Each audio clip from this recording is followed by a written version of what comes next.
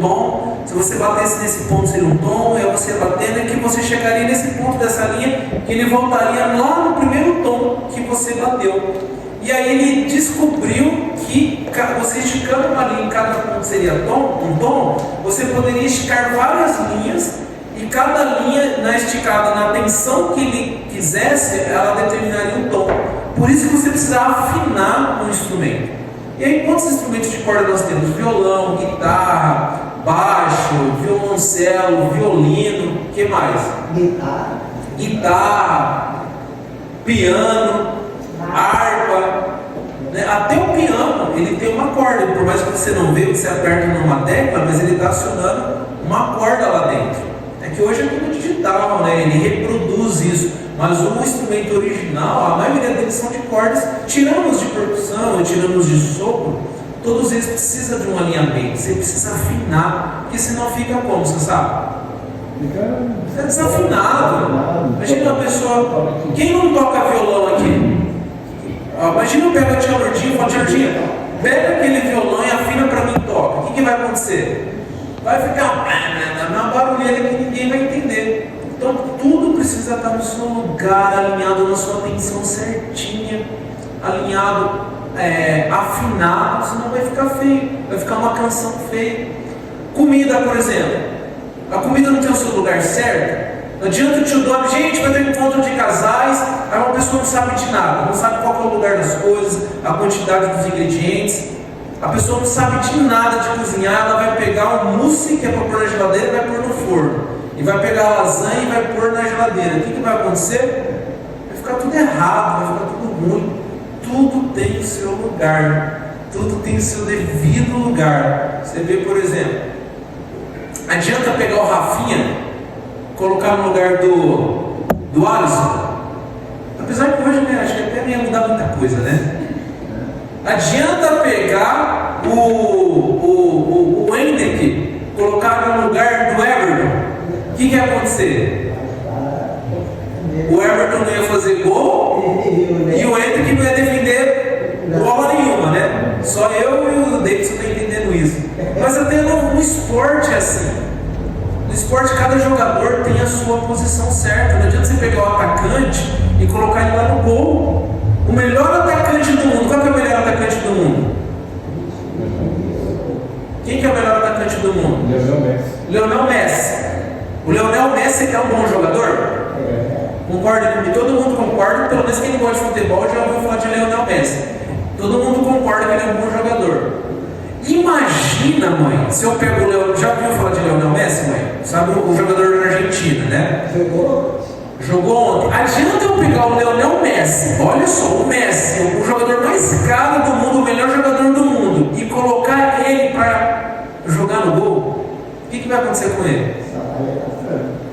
Só vai ele baixinho. Ele não vai jogar nem no Garça. Nem no Garça Futebol Clube ele não tem lugar para jogar. Percebe como o melhor jogador do mundo, ele não tem lugar para jogar se ele não estiver na posição, no lugar dele. Cara, interessante isso, né? Então na vida é justamente isso. Se a gente não colocar as coisas no lugar certo, a comida não sai boa, o som não sai bom, a orquestra sai desafinada, o jogo não é ganho, o carro não chega no lugar certo, ele bate. Tudo tem que ter no lugar certo. Por isso o tema do nosso encontro de casais é alinhando o amor. O amor tem que ser alinhado também. Porque se a gente alinha toda coisa na vida, por que a gente não vai alinhar o nosso casamento?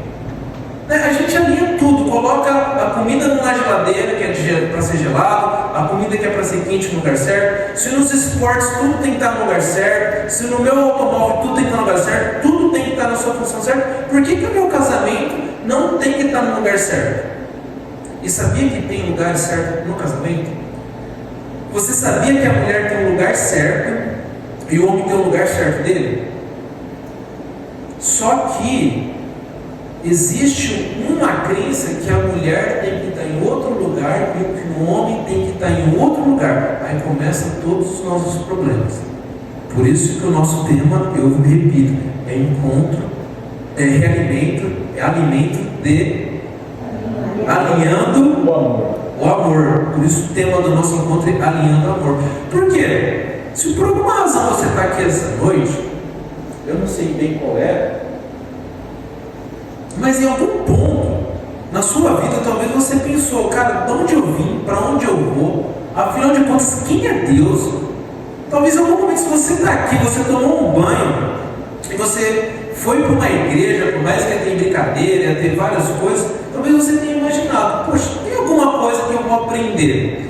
E se existe uma história, se existe um Deus, que Ele criou tudo, Ele é o criador de tudo, se você acredita de alguma forma que esse Deus existe, que Ele é poderoso e que Ele enviou um filho dele, que Ele viria, que foi profetizado por anos e anos, que Ele nasceria através do Espírito Santo, um milagre, coisa que nunca aconteceu, e Ele foi o primeiro a nascer do Espírito Santo, não precisando de ninguém, e Ele morreu, Ele ressuscitou, de uma forma milagrosa, que nunca aconteceu até a volta dele. E existe um livro que conta desse Deus grandioso, que ele narra toda essa história, e ele fala nesse livro como eu, marido, devo viver, e como eu, esposa, devo viver. Por que eu não vivo no meu casamento conforme ele manda?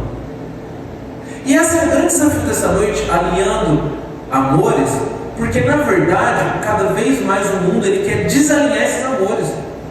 Por isso, antes de vocês chegarem, uma pessoa me encontrou aqui na frente desesperada, falou, eu estou desesperado. Por quê? Desalinhamento na vida. E quanto mais a gente desalinha a vida, a pessoa chegou aqui com um carrão, fica tudo resolvido. Foi a fala dele, eu tenho tudo, eu tenho um carro de 300 mil, eu tenho um sítio de 500 mil, eu tenho não sei o que, eu tenho assim, não sei das quantas, mas eu não estou feliz. Acabou de acontecer isso há poucos minutos atrás. Porque a gente não coloca as coisas no lugar. Quando as coisas não estão no lugar, está tudo errado. Por isso, nós devemos saber que a mulher tem um lugar dela e o marido também tem um lugar dela. E cada um pode fazer o seu melhor, mas dentro da sua posição. O mestre ele não vai fazer o melhor dele em outra posição. Então aqui, nós vamos se colocar numa posição de jogadores que o técnico, quem é? Jesus Cristo. E agora Jesus Cristo ele vai entrar em cena, ele vai começar a dar os direcionamentos em qual posição você vai jogar, beleza? Você vai jogar nessa posição e você vai jogar nessa posição. Se você jogar na sua posição, nós vamos ganhar esse jogo. E aí ele começa as instruções. Vamos lá para o jogo, vamos começar. A primeira instrução é Efésios capítulo 5, 22, ele fala: mulheres sejam submissas ao seu marido. Meu Deus, de novo essa palavra submissa. Meu Senhor Jesus, lá vem mais um encontro de casal e mais uma vez um pastor, a mesma ladainha, a mesma história. Mulheres sejam submissas aos seus maridos. Qual é a continuação do versículo? Como ao Senhor. Como ao Senhor. Meu Deus, de novo a mesma história. Eu vim aqui para ouvir a mesma coisa. Eu já ouvi falar que eu tenho que ser submissa. Eu já ouvi falar que isso é. Por que muitas vezes as mulheres não se colocam em posição de submissão? E aí uma das razões é justamente isso, porque a palavra submissão ela foi descrevida hoje nos dias como uma coisa muito ruim. Você ouvir a palavra submissão já dói no ouvido. Eu não sou submissa. Quem diz que eu tenho que ser submissa? Quem diz? Por que submissão? Por quê? Por que meu marido tem que mandar em mim? Por que eu tenho que me humilhar para o meu marido? Por que meu marido tem que ter a última palavra? E quem diz que submissão é isso? E nós devemos agora pegar e realmente entender o que essa função diz. Porque não adianta o técnico te colocar para jogar e se ele te falar, você vai fazer isso, mas não é isso que é para você fazer. Primeiro nós devemos entender o que eu tenho que fazer. Eu tenho que dominar a bola no peito, colocar no chão e jogar para aquele gol. Não é para aquele gol, é para lá que eu tenho que ir. E justamente primeiro começa nisso, a gente entender o que é submissão. E eu fui procurar o significado dessa palavra submissão. Eu falei, eu vou ter que falar de alinhamento de amores, eu vou ter que falar que o lugar da mulher é ser submissa. Poxa vida, e o que é submissão? E eu fui pesquisar. A Bíblia, no Novo Testamento, ela foi escrita no grego. E a palavra submissão no grego, ela vem da palavra usso. com H e 2 S. O sopro. Mulher seja, desculpa, o potássio. O potássio. Mulheres sejam o potássio aos seus maridos. E a palavra potássio, só pela definição dela no grego, ela já dá um outro entendimento completamente diferente do que a função da mulher dentro do casamento. E o potássio, ele é uma sequência de duas palavras. Upo, que significa se colocar, se posicionar em retaguarda ou se posicionar abaixo, e tasso, que significa se dispor. Você vê que muda um pouco o sentido da palavra? A mulher, ela voluntariamente, ela se coloca numa posição em apoio. Ela não é obrigada a fazer isso, mas ela voluntariamente, entendendo qual é a função dela, e agora nós vamos entender aos olhos de Deus, do nosso tempo, qual é a função da mulher. A mulher, eu entendi a missão, agora eu vou me colocar nessa posição, porque ela entende que ela só vai fazer a melhor missão dela se ela se posicionar naquela missão. Então, quando Paulo está querendo dizer mulher seja submissa, meu Deus, que palavra ruim, ele está falando, mulher, se posicione. Ele está falando, mulher, se posicione no seu lugar. E justamente o lugar da mulher é muito melhor do que o lugar do homem. Mas muito. A mulher, no aspecto dela, ela é muito, muito, muito melhor do que o homem. E muito melhor nas funções do homem. Porque nós vamos entender alguns versículos, mas se nós começarmos a entender o perfil da mulher e o perfil do homem, nós vamos entender que a mulher, ela tem muito mais habilidades do que o próprio homem. Você vê uma mulher, ela tem a capacidade de cuidar de uma criança, quando não duas, fazer a comida, falar no celular, assistir um filme, atender uma pessoa e andar e puxar um filho para cá e fazer um monte de coisa ao mesmo tempo. O homem não tem capacidade de ter essas múltiplas informações. O homem, ele não consegue fazer isso. Tanto que a mulher chega em casa e fala: amor, nossa, sabe da mãe, amor, você está sabendo que a vizinha, que a filha dela, que aconteceu, fugiu de casa? Ah, me fala nisso, amor. A mamãe está doente. E outra coisa, amor, tem que trocar o documento do carro que já venceu. E amor, outra coisa, a geladeira está fazendo um barulho diferente. E você está lembrando que amanhã a gente tem um compromisso para ir lá na casa do filho e tal. Quando o marido começa a ouvir essas coisas, ele fala: do que ela quer falar? O que ela está falando? Porque a mulher, ela pensa muito mais rápido. A mulher, ela é muito mais multiformas, multipensamentos. Por isso que o homem, ele se perde. A mulher, ela amadurece muito mais rápido. A visão do homem é mais lerda. Você vê, o homem demora para amadurecer. Você vê que tem homem que fica jogando videogame, o homem fica falando de futebol, o homem fica, a mulher já está lá na frente. O homem fica, nesse negócio de carro, esse negócio de moto, só aumenta os brinquedos. A mulher está pensando de vida, está pensando de relacionamento, ela está pensando de família. Ela é muito mais rápida, ela é muito mais ágil. E no tanto que a mulher tem essas habilidades por conta da visão. A visão da mulher é diferente. Ela é diferente do homem. A visão do homem já é uma visão de caçador, é a visão do protetor. Ele é aquela visão de foco. Ele olha lá na frente e ele já vê um problema. A mulher não, a mulher já tem uma visão panorâmica. Justamente dessa multiformas, a mente dela está pensando em várias coisas, porque ela foi projetada para isso. Ela consegue cuidar do filho, ela consegue fazer uma tarefa, ela consegue fazer uma atividade, falar no telefone, assistir uma televisão, conversar com uma pessoa, ao mesmo tempo e saber tudo o que está acontecendo ao redor dela. Quando uma mulher não está olhando para você, você tenha certeza que ela sabe o que você está fazendo. A mulher, muitas vezes, ela não olha com os olhos, ela tem um monte de sensores, ela tem um monte de anteninhas, ela tem uma visão mais curta, ela está olhando aqui, está olhando ali, porque ela foi projetada para isso, para ela estar antenada nas coisas que estão ao redor dela. O homem não, o homem ele já olha mais longe, o homem ele já é projetado para ter uma visão mais longe. Ele é a visão do leão, a visão do caçador. Ele olha a caça. Você percebe como é que é uma posição do leão? O que o leão faz? O leão ele foca num lugar. Você vê um monte de zebra passando do lado dele, um monte de viadinho, um monte de esquilinho passando, ele está olhando lá naquela caça. Pode passar um olho debaixo da boca dele, ele não está nem aí. Ele focou uma caça, ele vai seguindo ela, então até ele pegar e achar o momento certo, ele vai. E é justamente isso, a visão do homem é uma visão de caça. Por isso, você já viu a teoria do chicote do adestrador de leão? Você sabe por que ele usa aquele chicote? Alguém tem uma teoria, já ouviu falar dessa teoria? Do chicote do adestrador do leão? Por que ele fica fazendo aquilo? Porque o leão, para ele atacar, ele precisa ter um foco. E quando o cara estrala aquele chicote, o leão ele perde o foco, o leão distrai. Então aquele cara, aquele domador de leão, ele está vendo, na hora que o leão começa a focar, ele tal! O leão simplesmente fica perdido. E o homem tem essa visão. Por isso que o homem dirige melhor que a mulher.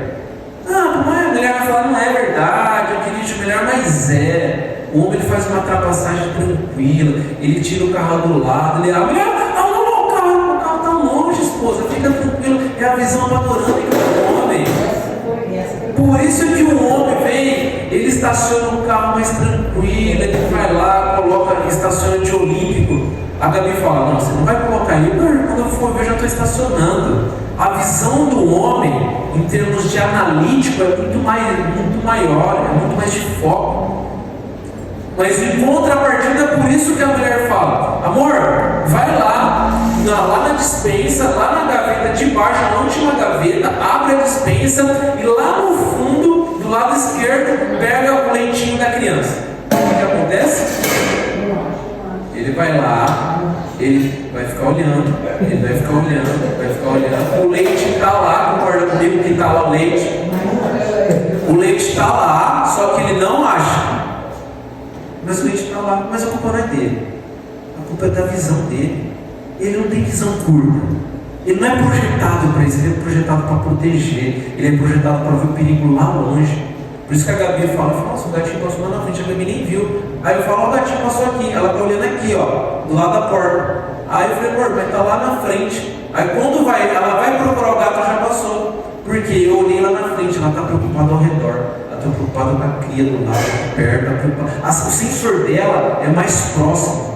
E o sensor do homem é mais longe. Agora imagina comigo se os dois sensores fossem para longe. O que aconteceria? Com os ataques próximos, quem responderia dos ataques próximos? Imagina se os dois sensores fossem para os ataques próximos ali. Para o que a cria está fazendo, para onde ela está caindo, para onde ela está subindo, e quem que ia cuidar dos ataques que estão longe?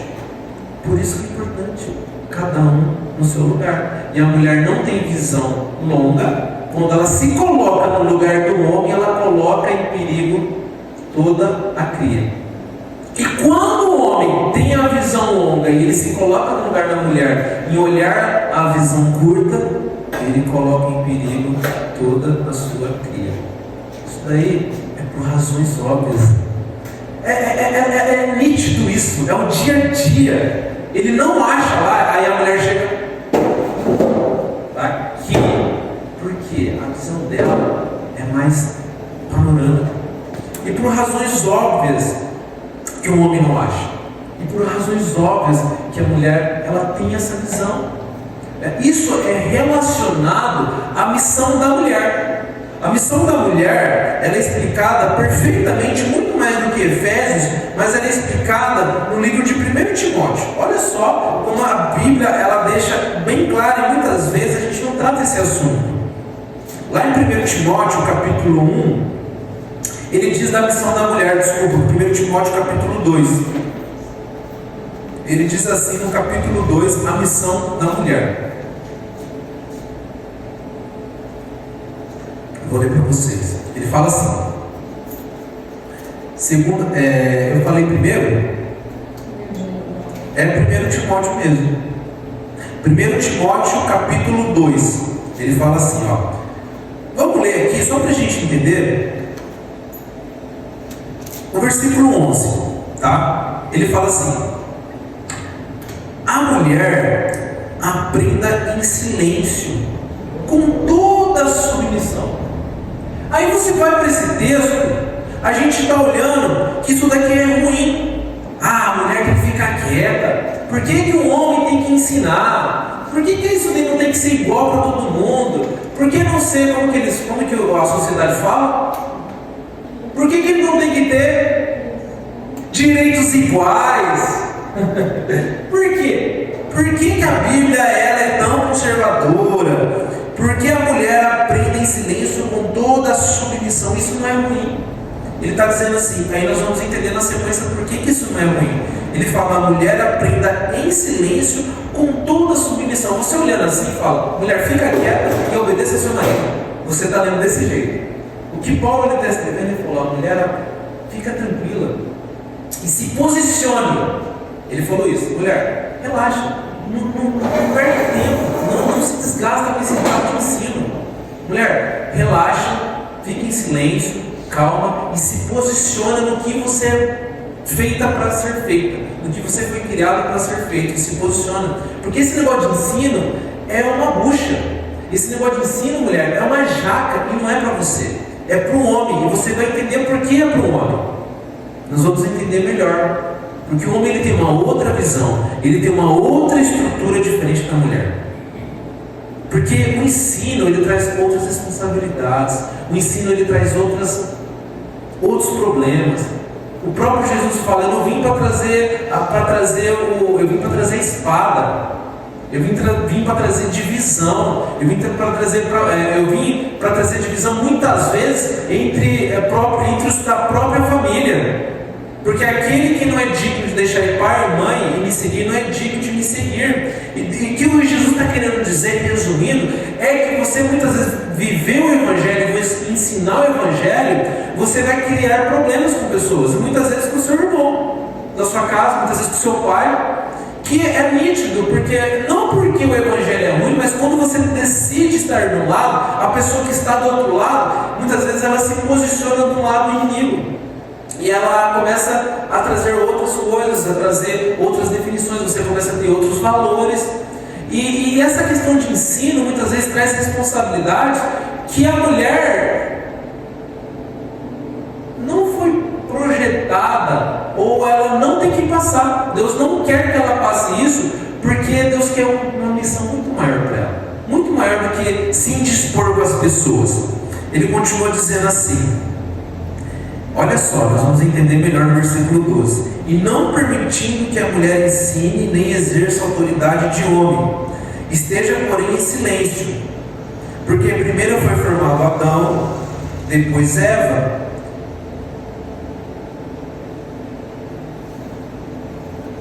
Nada caiu, depois Eva. E Adão não foi iludido, mas a mulher, sendo enganada, que caiu em transgressão. Aqui ele está puxando uma doutrina que a gente entende que essa questão da mulher ensinar ou deixar de ensinar, ela não é simplesmente cultural. Como muitas igrejas justificam, é uma longa história, mas resumindo, a gente tem aqui uma posição que Paulo está falando, a questão da mulher não ensinar não é cultural, não é porque naquela época não ensinava e hoje as coisas mudaram, então eu posso ensinar, mas ele está justificando, além da mulher ela não se meter com o ensino e ela se submeter, ele está falando, calma mulher, fique em silêncio, relaxa e se posicione no seu lugar, até porque isso não é uma questão cultural, mas é uma questão que vem desde Adão e Eva, então é uma questão doutrinária, é uma questão de pensamento de Deus, e não tem a ver com cultura, mas tem a ver com como sempre foi as coisas. Aí ele vem explicar agora no versículo 14. Adão não foi iludido, mas a mulher sendo enganada caiu em transgressão. Agora presta atenção no 15, ele fala, todavia será preservada. Eu fico me perguntando por que Paulo, inspirado por Deus, ele fala, mulher, fique em silêncio e seja submissa. E mulher, por conta disso, se posicione no seu lugar e não se meta com o ensino, porque você vai ser preservada. E se realmente fossem coisas ruins, a mulher ficar em silêncio e a mulher ser submissa, será que faria sentido a Bíblia dizer que a mulher seria preservada dessas coisas?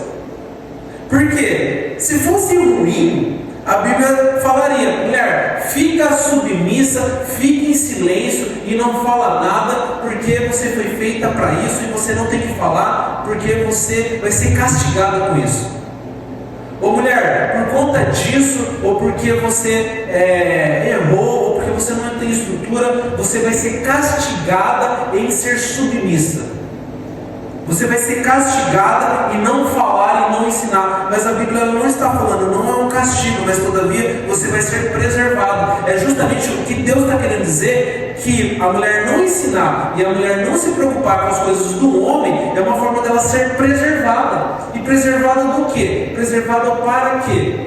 Para uma coisa maior. Se Ele está te preservando de você não se preocupar com as coisas do ensino e não se preocupar com as coisas que o homem tem que fazer, é porque você tem algo maior a ser feito. E aí ele fala, por isso você vai ser preservado. Eu quero te preservar para você não se preocupar com esse negócio de ensino e você se posicionar não na posição do seu marido, mas se posicionar numa outra posição que eu tenho para você. E aí ele fala agora, todavia será preservada. Para quê? Através da sua missão do quê? Através da sua missão de... Ninguém está na Bíblia? De ser mãe. E aí começa toda a mudança de posicionamento. Porque quantas mulheres não querem se posicionar na maior missão que existe, porque a sociedade diz, não, a sua missão não é essa. A sua missão é preencher planilhas, a sua missão é fazer algo, é produzir algum valor, a sua missão é construir alguma profissão, é construir alguma carreira.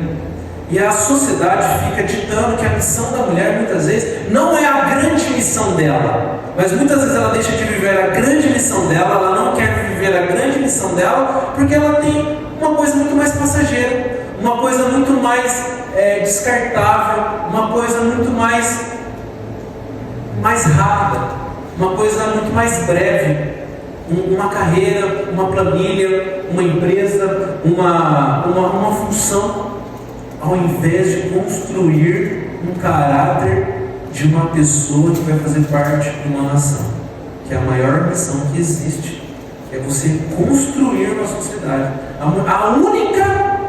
A única que tem a capacidade de construir um caráter realmente de uma nação inteira, enquanto o homem tem uma outra visão, é a mulher.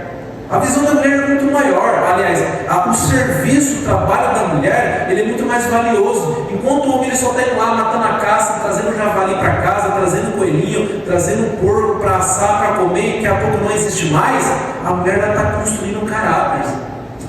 Você percebe que a missão do homem não é menos importante, além de sustentar, além de manter, e vai trazer consequências em um legado, mas muitas vezes o que o homem tem capacidade de fazer é mais curto, e o da mulher é mais longo. E por isso que ele fala, a sua missão vai ser preservada através de uma missão de mãe, se ela permanecer na fé, no amor e na santificação e com bom senso. E mulheres de fé, mulheres santas, ou seja, separadas para Deus, não é uma mulher perfeita, que não é, mas a mulher que ela é separada para a sua missão, com fé, em amor, com bom senso, ela vive a melhor missão da vida dela. Pelo menos ela tem um desejo, não que a mulher, ela não pode trabalhar, não é isso, mas ela não tem, ela pode, mas ela não precisa. Ela pode, mas ela, aos olhos de Deus, não é obrigação dela.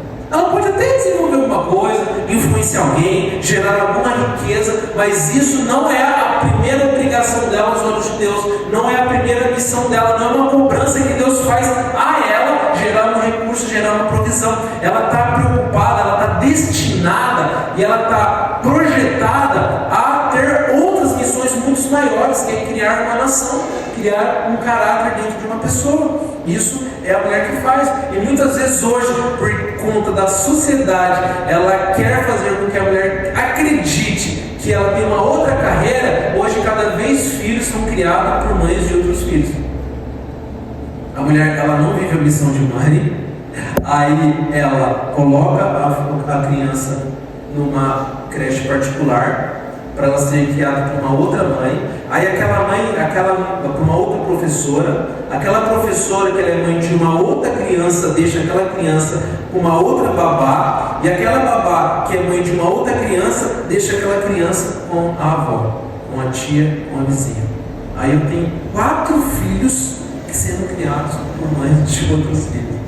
Simplesmente porque veio a sociedade e falou: não é esse caminho, não é essa posição, não é esse alinhamento, é um outro alinhamento, e desalinhou tudo. Saiu tudo do alinhamento conforme Deus projetou, conforme Deus quisesse que fosse. E essa é a pergunta: por que, se a gente alinhar tudo na vida, por que na nossa vida conjugal eu não alinho as nossas funções? É justamente isso. A mulher, ela pode, mas ela não tem que trabalhar. Ela é preservada por algo maior, não na autoridade do homem, ou seja, não no lugar do homem, assim como que ele diz no versículo, em algum versículo aqui que eu não lembro, mas não na posição do homem, mas ela se coloca numa posição maior. Elas são preservadas para fazer uma nação. O resumo é esse: ela se coloca na posição dela. Por isso que a Bíblia diz em Provérbios capítulo 14, versículo 1, o que diz da mulher? Ela fala: a mulher sábia edifica a casa, suas próprias mãos. A mulher, ela tem uma capacidade imensa de edificar. Por isso é aquele ditado, né, que minha mãe gosta muito.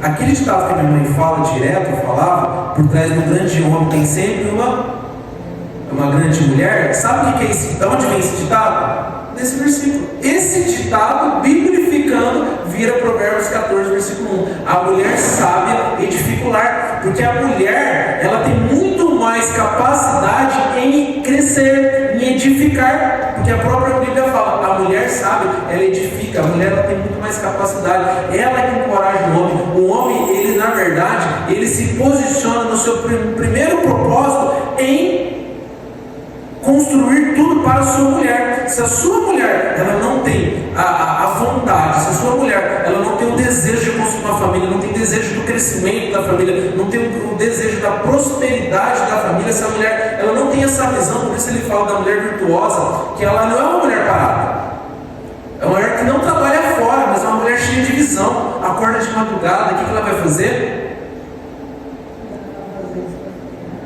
Vai tirar o leite, vai colher as uvas, vai amassar as uvas para fazer o vinho, ela vai tecer, porque no inverno seus filhos não passam frio, e ela cuida dos alimentos, ela muitas vezes cuida dos negócios, ela vê uma propriedade, opa, que propriedade boa, ela negocia. Não é uma mulher parada, não é uma mulher à toa, contudo ela está vivendo a missão de mãe dela com um monte de coisas. Não é uma missão de mãe que ela senta, coloca os pés para cima, coloca a galinha pitadinha, ou a galinha não sei das quantas, ou o pateta, ou quais os outros filhos que tem?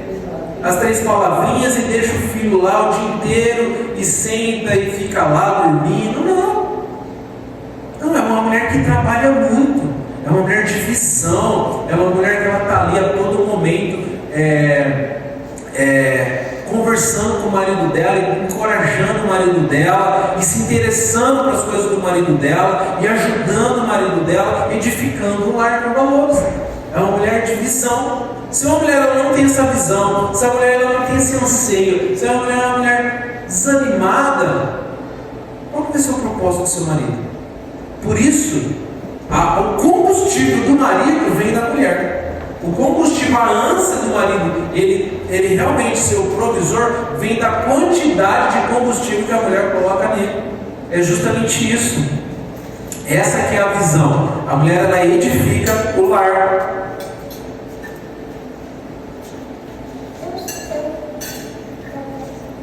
Dessa forma, ele fala: a mulher sabe edifica o lar, mas a tola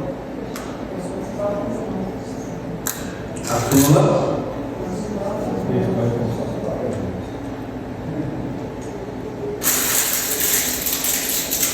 mulher ela tem capacidade de fazer isso, o lar. Ela é a primeira que tem capacidade de destruir o lar. Porque o marido, nessas todas as limitações que que eu disse, ele tem ótimas funções que nós vamos ver, ele tem ótimas visões e a função dele é extremamente ímpar. Mas a capacidade da mulher de destruir é muito maior do que o homem. O homem ele se coloca numa posição muito mais limitada, e nós vamos ver que a função dele é mais limitada, não menos importante, mas a da mulher dela, tanto de construir, mas de destruir, está na capacidade dela, por esses N habilidades que ela tem. E por isso ela ser uma mulher sábia faz toda a diferença. Ela entender que ela na posição certa, no lugar certo, ela constrói muito mais. Muito mais. Só que tem um porém. Mulheres, sejam submissas. Se coloquem no seu lugar, na sua posição, como ao Senhor. O que a mulher deve fazer é uma mulher sábia, uma mulher virtuosa, uma mulher que se posiciona na sua missão, mas ela faz isso como se ela estivesse fazendo para Deus. Não é referente ou não é relacionado ao como seu marido é ou deixa de ser. É como você tem que ser referente ao que Deus manda que você tem que ser. Não é olhando para o seu marido, não é olhando para as falhas do seu marido, mas olhando para Deus. Mulher, se posiciona na sua posição, edificando e ponto final. Nisso você está alinhada, isso você está posicionada, você está na posição certa. Aí Deus fala, o restante, deixa comigo. É que muitas vezes a mulher ela quer fazer o quê? Ela quer se colocar na posição dela e ela quer pegar a função de Deus. Ela quer resolver. O marido não está fazendo, o marido não está andando, não está na posição certa. Ela quer puxar o marido, ela quer posicionar e ela sai da posição dela para se posicionar em outras posições que não é dela. E Deus ele fala, por isso que Deus ele é bem sábio nesse ponto. Mulheres, se posicionem, sejam submissos como para o Senhor. Que aqui muitas vezes o que Deus está falando para a mulher é: deixa comigo um pouco eu resolver a situação. Enquanto você não deixa para Deus, Ele não resolve. Como que Deus vai resolver uma jaca na sua vida, sendo que você não deixa Ele resolver? Deus não é invasivo. Ele fala: mulher, se posiciona para mim. Enquanto você não posiciona, Ele não entra, Ele não age. Ele só está esperando muitas vezes você se posicionar. Essa é a orientação de Deus para a mulher. Por isso que é realinhamento de amores. Você quer ter um casamento bom? Se posiciona, confia. Por isso que ele fala: a mulher será preservada. Ela vai ser preservada de um monte de problema que muitas vezes as mulheres estão carregando. Mulheres depressivas, mulheres cansadas, mulheres ansiosas. Sabe por quê? Porque não estão se preservando. Estão querendo pegar coisas que não é dela, querendo pegar a autoridade do homem. Mulher, não se coloca na autoridade do homem de ensino, de prover, de resolver, mas contudo, deixe isso para o seu marido e você será preservada na sua missão para a qual você foi criado, que é a missão de mãe, que é o que está dentro de você, que é os sensores, que é a característica, que é as habilidades que Deus te colocou para você fazer. E que o Deus está falando, aí você vai ser preservado. Deixa um pouco comigo. É o que Deus está falando, como para o Senhor. E aí para o homem ele fala outra coisa. O homem em Efésios 5:25 ele fala outras coisas. Ele diz assim: maridos, amai as vossas esposas como Cristo amou a igreja e a si mesmo se entregou por ela. A visão do homem é diferente. A visão do homem não é se preservar, é pelo contrário. A visão do homem é morte. A visão do homem é entrega. O homem foi feito para morrer. O homem ele é mais descartável. Não na função, mas na essência da função dele. A função dele é mais curta. Por isso que homens, não é porque a sociedade ela é machista, porque o mundo é machista, mas é por isso que homens vão para a guerra. Porque o homem ele já nasce com essa visão de morrer. Maridos, amai as vossas esposas. Estão todo mundo comigo aqui? Vocês estão comigo? Maridos, amai as vossas esposas. De que forma? Como Cristo amou a igreja e a si mesmo se entregou por ela. E como Cristo se entregou para a igreja? Morrendo. E essa é a visão de Deus, é a visão de Deus para o homem. O homem tem a visão de morte. Naturalmente o homem ele já nasce desse jeito. O homem ele nasce, ele pensa em casar, e quando ele casa, ele já sabe que ele vai viver para a família.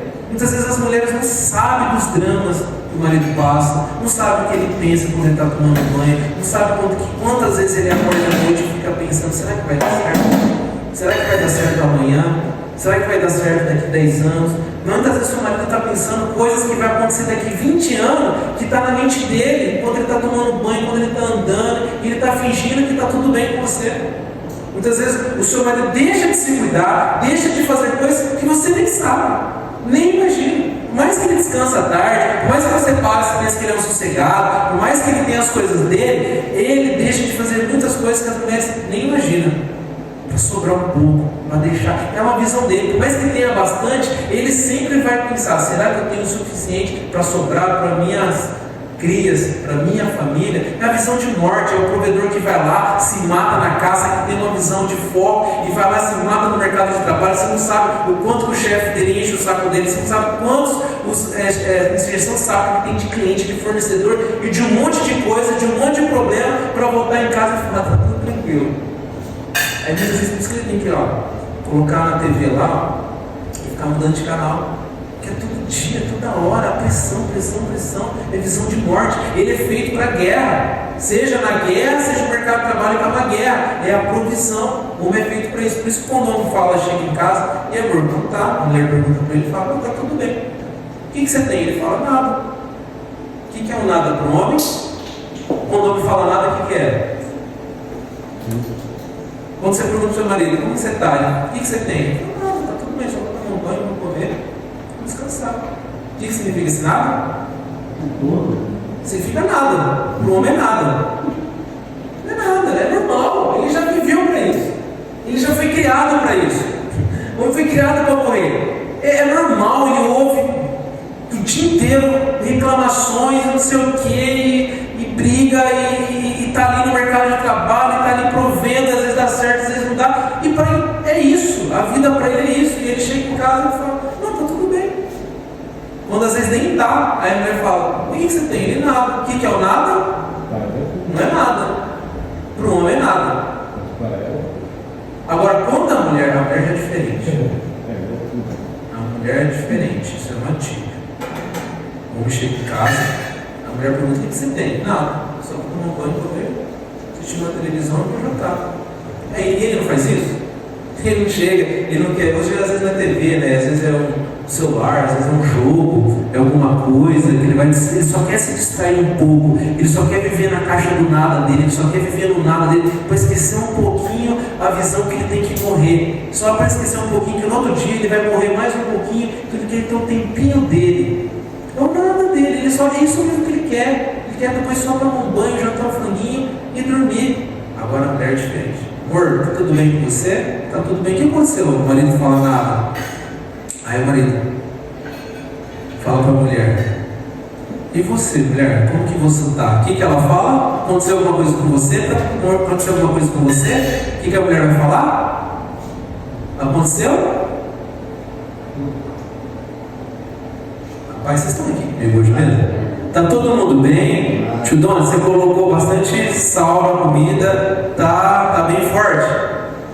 O marido chegou em casa, a mulher perguntou para o marido, aí a mulher fala: marido, aconteceu alguma coisa? Ele vai falar o quê? O que ele vai falar? Eu não ouvi. O que o marido vai falar? Nada, porque não aconteceu nada. Ele está acostumado com nada, ele está acostumado a morrer todo dia. O nada para ele é o quê? Nada.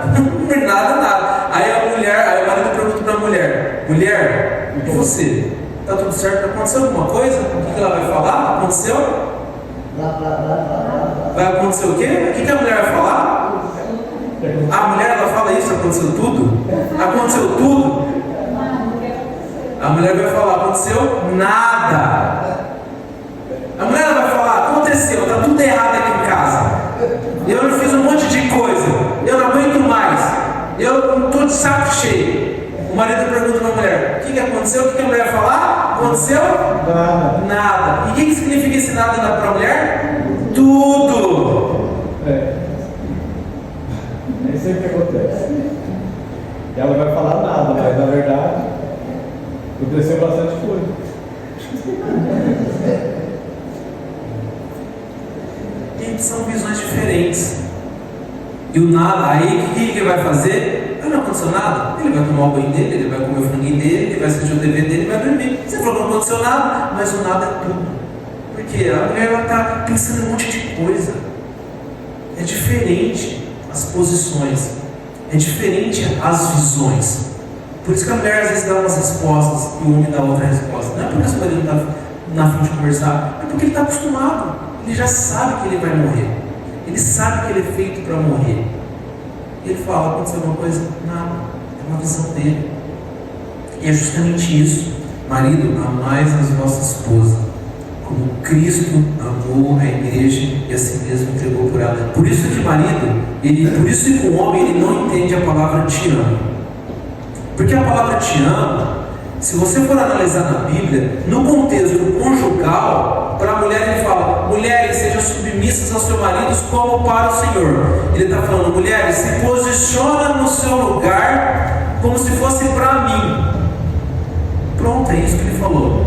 E aí, apoie o seu marido com respeito. Depois ele vai falar isso para a mulher: respeite seu marido. Mas como ele fala?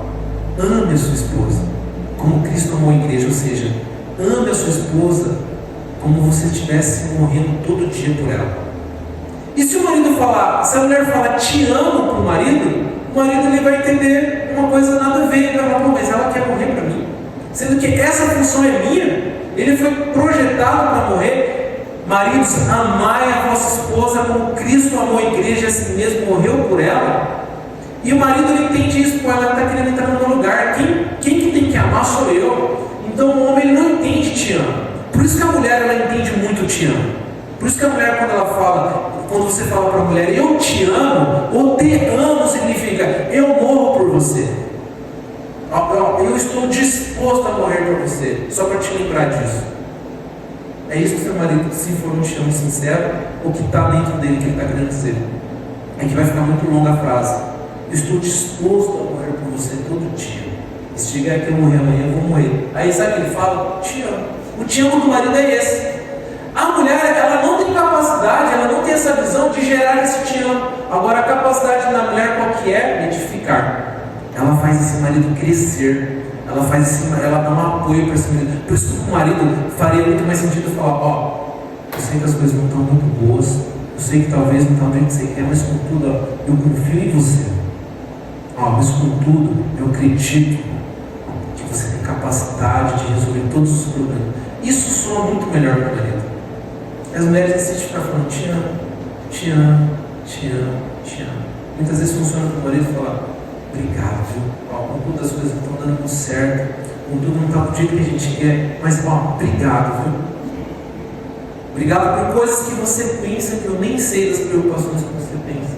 Obrigado pela sopinha de hoje que você proveu, pelo pescocinho de frango, obrigado pelo arrozinho e feijão e água, obrigado. E agradecer. E é justamente isso: você vai edificando, você vai crescendo esse marido, você vai crescendo essa missão desse ser, você vai deixando ele forte. Quem tem essa função é a mulher. Por isso que muitas vezes a mulher fica com esse marido, esse traste aqui, nossa, esse aqui, pelo amor de Deus, a mulher não edifica o marido. Aí o marido não cresce, o marido não vê força, ele não vê propósito. E aí o que acontece? O marido não vive a função dele e a mulher não vive a função dela e vive um desalinhamento do amor. Por isso que muitas vezes é fácil a gente resolver os nossos problemas. É muito fácil.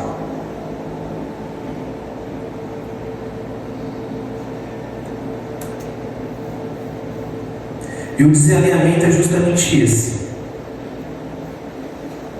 Mulheres que não se submetem ao marido porque maridos não se entregam por ela.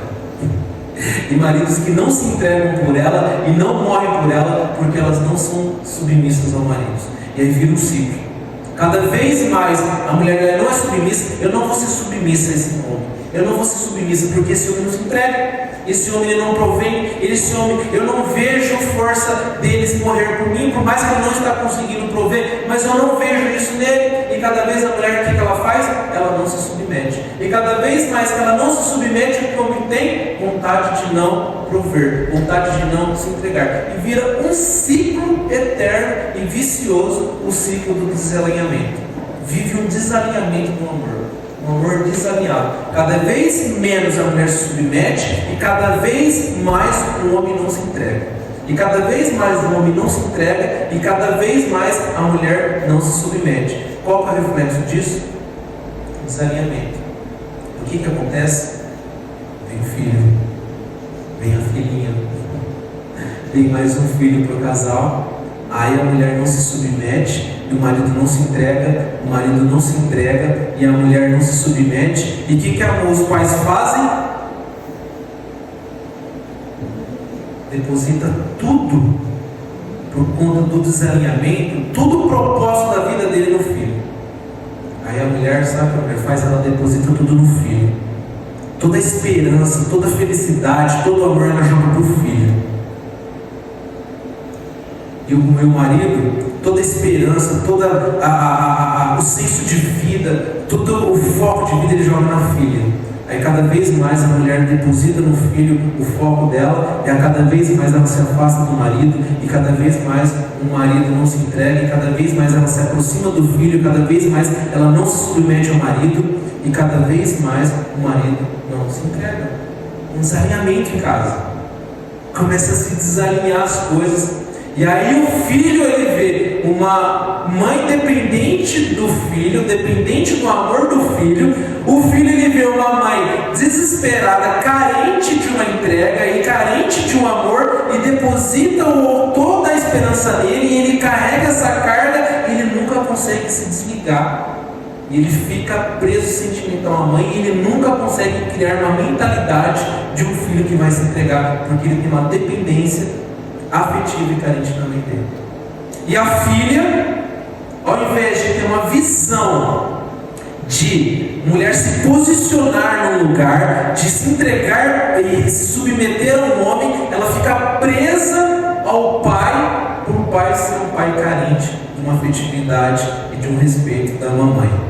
E por meu pai não ter o respeito da mamãe, não ter a reverência da mamãe, essa menina começa a ocupar esse espaço que a mãe deveria ocupar, e começa a carregar uma carga, e ela nunca começa a se desprender para olhar para o marido, para ter uma visão e se desprender. E muitas vezes casa no meio dessa jaca, muitas vezes casa no meio desse imbróglio, e aí o que acontece? Casamentos de criança. Casamento de pessoas que ainda estão presas aos pais, casamento de filhos que estão presos na carência também, casamento de filhos que ainda estão presos na carência do pai. E aí o que acontece? A mulher não se submete ao marido porque ela está presa afetivamente com o pai, ela não respeita o marido porque ela nem vê o marido como um marido, ela nem vê ele como um homem na vida dele, aquele marido nem ouve, ela nem é o fã dele, ele nem é o grande homem da vida dela ainda. Cada vez mais ela olha para o pai, ela está dependente do pai, afetivamente do pai, e ela não olha para o marido, e ela não se submete ao marido. Aí o que acontece? O marido não se entrega, desalinha, o marido se afasta da mulher, a mulher se afasta.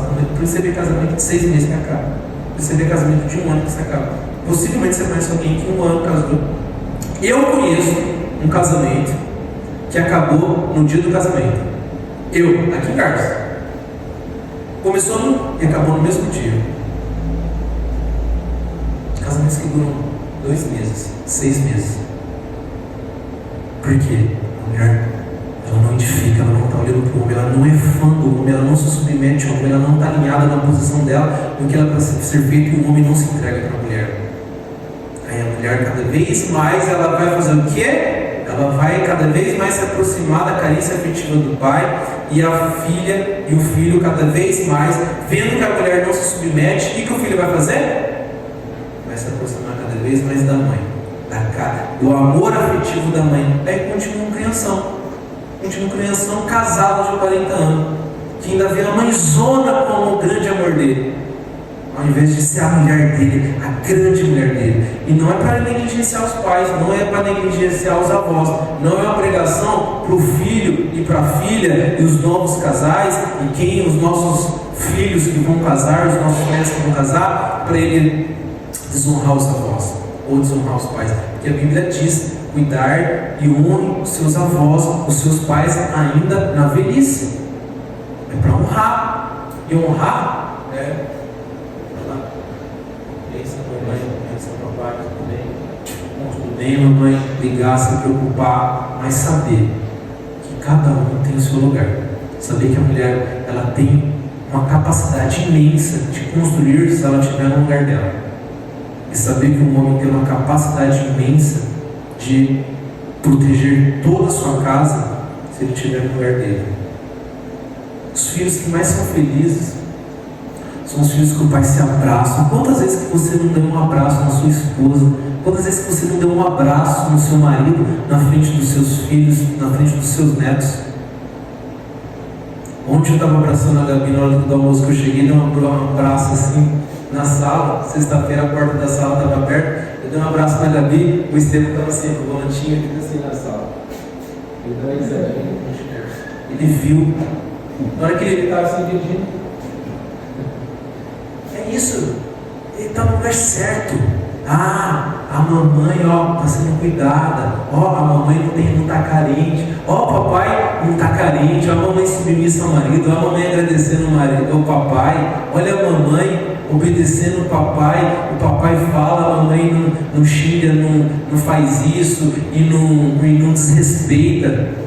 Olha o papai como vem, provém, ou pelo menos ele faz o máximo para prover, e como a mamãe deixa ele prover. Olha como a mamãe não pega o lugar dele. Então é isso que eu tenho que fazer, eu tenho que correr, porque eu vou encontrar uma mulher que eu vou ter que resolver isso. Enquanto você, mulher, está resolvendo as coisas do seu marido, o seu filho está falando: então, quando eu casar, talvez a minha mulher vai resolver meus problemas.